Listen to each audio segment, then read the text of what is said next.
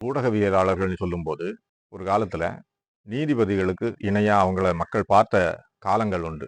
ஒரு ஊடகவியலாளர்ன்னு சொல்லும்போது, பல கருத்துக்களை சந்திக்க நேரிடும். பல சிந்தனைகளை அவங்க பெற்றுக்கொள்ள நேரிடும்.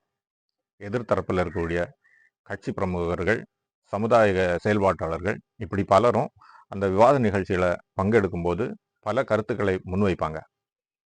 அந்த அவர்கள் முன்வைக்கக்கூடிய அந்த கருத்துக்கள்ல இருக்கக்கூடிய நெளிவு சுழிவுகளை, சரி தவறுகளை மிக துல்லியமா ஆராய்ந்து அதை தெளிவா மக்கள் முன்னால எடுத்து காண்பிக்கக்கூடிய அவர்கள்தான் சரியான ஊடகவியலாளர்கள்.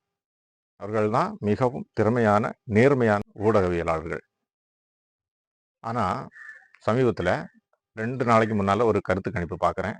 அதாவது தேர்தல்ல யார் வெற்றி பெறுவாங்க அப்படிங்கிற கருத்து கணிப்பு. அதுல நீங்கிற ஊடகவியலாளர் அவர் தான் நெறியாளரா அதுல பங்கேற்கிறாரு. அப்போ அவரு முன்வைக்கிற இவராவே சில விஷயங்கள் பேசுறாரு. மக்கள்கிட்ட இருந்து வரக்கூடிய கருத்துக்களை குறுக்கீடு செய்து குறுக்கு விசாரணை மாதிரி எதுவுமே செய்யல. திமுக கட்சி ஒரு 30லிருந்து 40% வரை வாக்குகள் பெறும். அதிமுக ஒரு 30லிருந்து 35% வரை வாக்குகள் பெறும்.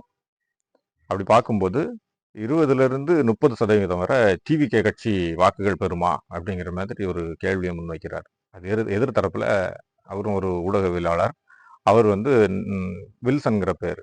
அவர் சொல்றாரு, திமுகவும் அதிமுகவும் 65-70% பெற்றாலும் என்ன ஒண்ணு, நாம் தமிழர் கட்சி ஏற்கனவே 8% பெற்றிருக்கிறாங்க. அவங்க எந்த அவங்க வந்து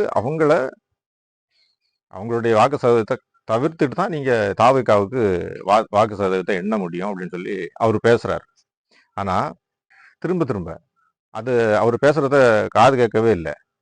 திமுகவுக்கு 40%, அதிமுகவுக்கு ஒரு 30%, மீதி இருக்கக்கூடிய 30%மும் தாவேகாவுக்கு தானே, அப்படித்தானே நீங்க சொல்றீங்கிற மாதிரி அவரை வந்து திரும்பியும் வற்புறுத்துறாரு. அவர் திரும்பியும் சொல்றாரு, அங்கீகரிக்கப்பட்ட கட்சியா நாம் தமிழர் கட்சி இருக்குது 8% வாங்கி, அது 10% நாம் தமிழர் கட்சிக்கு ஒதுக்கிட்டு தானே நீங்க தாவேகாவுக்கு யோசிக்க முடியும். இன்னும் பிற கட்சிகள்னு நிறைய இருக்குது.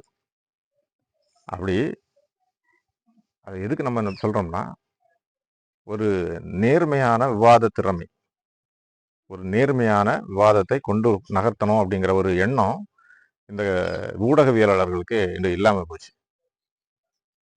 ஒரு இடத்துலையுமே ஒரு கவுன்சிலர் கூட கிடையாது. எந்த எலெக்ஷன்லையுமே பங்கெடுக்கல.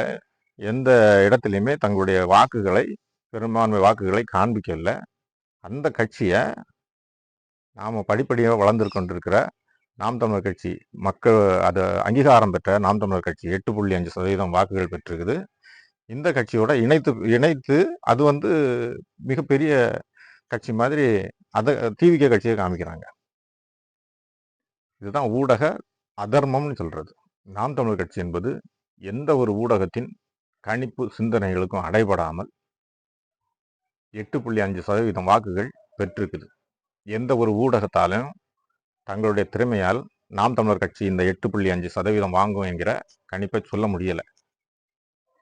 எல்லா ஊடக கணிப்புகளையும் உடைத்தெறிந்து நாம் தமிழர் கட்சி 8.5% வரை வாக்குகள் பெற்றிருக்குது. வரக்கூடிய வாக்கு எண்ணிக்கையில 2026 சட்டமன்ற தொகுதி தேர்தலில் எத்தனை வாக்குகள் நாம் தமிழர் கட்சி பெறுகிறது, எத்தனை சதவீதம் பெறுகிறது என்பதை பொறுத்திருந்து பார்ப்போம். நன்றி.